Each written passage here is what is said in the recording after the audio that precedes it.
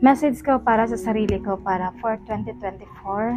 Sorry sa sarili ko. Sorry myself kasi lahat ng mga pinapangarap ko ay hindi ko pa natutupad. Sorry kasi may gusto man akong gawin para sa sarili ko pero hindi ko magawa dahil lahat ay binibigay ko para sa mga anak ko. Gusto ko man sabihin sa sarili ko na napapagod ako. Sorry kasi lahat ginagawa ko.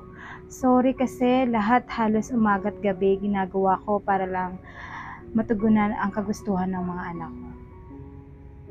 Sorry kasi kahit gustong gusto ko man magpaganda, gustong gusto ko man magayos, gustong gusto ko man nabili yung mga gusto ko pero hindi ko magawa. Sorry kasi dahil mas inuuna ko yung pangangailangan ng mga anak ko kaysa sa sarili ko. Alam mo ba, nagpapasalamat ako sa sarili ko kasi kahit napapagod ako, umiiyak ako, tumatawa ako, andan yung napapagod pero hindi susuko, hihiga at babangon para sa kanila. Pinagpapasalamat ko sa sarili ko yun. Kaya sa mga bagay na ganito, nagpapasalamat ako para sa sarili ko kasi kaya ko pang bumangon para sa kanila. May mga times na talagang sobrang, minsan hindi ko maiiwasan sa sarili ko na yung sobrang hirap, akala ko wala nang higit pa na hindi ko na kaya dahil feeling ko lahat binigay na sa akin yung pagsubok pero andito pa rin pala ako. Kaya thank you para sa sarili ko kasi nakakayanan ko to dahil para sa mga anak ko. Siguro yung isang tangi na pangarap ko para sa akin na gustong gusto kong matupad para sa sarili ko ay yung makamit ko yung tagumpay para makatulong ako sa pamilya ko. Ayan, gusto ko na maahon sila sa kahirapan, gusto ko na maging proud sila sa akin. At higit sa lahat, gusto ko na someday sana makilala din ako kagaya ninyo, mga kasawi. At alam mo ba, ngayon, ang isa lang sa pinaghingi ko na sorry sa sarili ko, yung bang sarili ko na gusto ko man gawin yung mga dapat kong gawin pero hindi ko nagagawa dahil para sa akin hindi sapat yung sarili ko para sa angkinin yung oras ko para sa aking sarili. Pero sa mga anak ko, lahat ay naibibigay ko kasi para sa akin, deserve nila. Pero minsan, alam mo ba, mas gusto ko na nabigyan din pala ng oras yung sarili ko. 'Di ba? Sabi nga nila kapag nagmahal ka ng iba, bago ka magmahal, ayan, kailangan mas maibigay mo ito sa sarili mo para magiging buo ka. Mahalin mo yung sarili mo. 'Di ba? Pero minsan naiisip mo, 'di ba, tuwing gagala tayo, tuwing aalis tayo, iisipin natin, parang nagigilty ka kasi paano yung mga anak mo, walang maiiwanan o wala silang nagiging kasama. Pero minsan iniisip mo sa sarili mo na kailangan natin na mag-relax sa buhay natin, na yung hindi sila kasama. Kasi sa araw-araw na simula Monday to Sunday, lagi silang nakakasama natin, pinagsisilbihan natin sila. Tapos hindi mo kayang pagbigyan dahil nag-guilty ka sa sarili mo. Minsan pala kailangan sabihin natin sa sarili natin na para makayanan natin yung mga bagay-bagay na deserve natin na mag-relax, na magsaya. Ayan. Para naman masabi natin sa sarili natin na kaya nating gumala na wala sila. Kasi minsan kapag nasa bahay tayo, 'di ba? Minsan lahat ng pag-aaruga ibibigay natin sa mga anak natin. Minsan wala nang matitira sa atin. Ultimo hindi ka makapagsuklay. Hindi ko nagagawang mag-ayos, mag-lipstick, o kung ano man. Kasi para sa akin, kontento ako na naandito ako sa bahay, nakasama sila. Pero pala kailangan, mahalin mo rin yung sarili mo, magtira ka para sa sarili mo. At eto na nga mga kasawi, hindi nyo ba alam, tuwing haharap ako sa camera, doon lang ako makakapagsuklay ng sarili ko.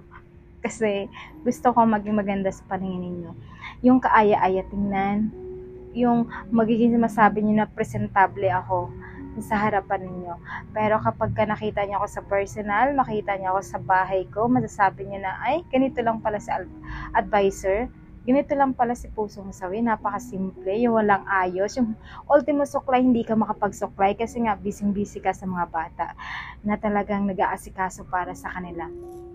Kaya masasabi ko sa sarili ko, Sorry at salamat. Sorry dahil hindi ko man naibigay sa sarili ko yung buong pamilya ko. Yung hindi ako naging buo dahil masasabi ko na single mom ako. Kaya sorry dahil lahat naman ng mga babae ay gustong-gusto na maging buo sila. Diba? Pero wala kayong magagawa kasi yun ang nakatadhana para sa'yo. Minsan iisipin mo, totoo naman na tayo ang nagdadala ng tadhana. Pero mas pipiliin mo ba ang tadhana na ikaw ang magdadala nito kung talagang minsan iisipin mo pa ba yun kung lulugar ka sa sitwasyon na alam mong hindi ka naging masaya? Hindi ka na sapat para sa kanya or nasasaktan ka na, mas okay pa na mas pipiliin mo na mag-isa kaysa naman hindi ka na nasasaktan ka na, kaysa naman ganito yung sitwasyon mo, diba mga kasawi? Nagpapasalamat ako sa sarili ko dahil lahat ng mga pagsubok na dumarating sa akin ay nakakayanan ko. Thank you myself kasi andito ako ngayon sa harapan ninyo. Nagpapasalamat ako kasi kahit anong dagok sa buhay ko, anong pagsubok na dumarating sa akin ay nakakayanan ko dahil sa tulong niyo mga kasawi at sa tulong ng aking Panginoon, sa tulong ni Jesus, sa tulong ninyo at sa tulong ng pamilya ko at sa tulong ng mga anak ko at kaibigan ko na andito ako para sa inyong harapan. Nagpapasalamat lang ako kasi yung mga tao na binibigay sa akin ay naandyan para sa akin, nakasuporta sa akin. Sobrang thank you kasi naandyan sila para sa akin. At nagpapasalamat ako kasi tinatangkilik nyo ako. Yan yung sobrang biggest na nakamit ko sa 2024 mga kasawi. At eto, pinapangarap ko, ma-end itong 2024 na ito. Sana someday, lahat ng pangarap ko kasama ng pamilya ko, lahat sana matupad ito at kasama ko kayo, mga kasawi. At lagi niyong tatandaan na nangangarap tayong lahat. Lahat ng pangarap natin ay pwedeng matupad. Lahat ng pangarap natin ay pagsikapan natin para maging matagumpay tayo. Huwag kang magsawang mangarap. Huwag ka ring masawang mapagod.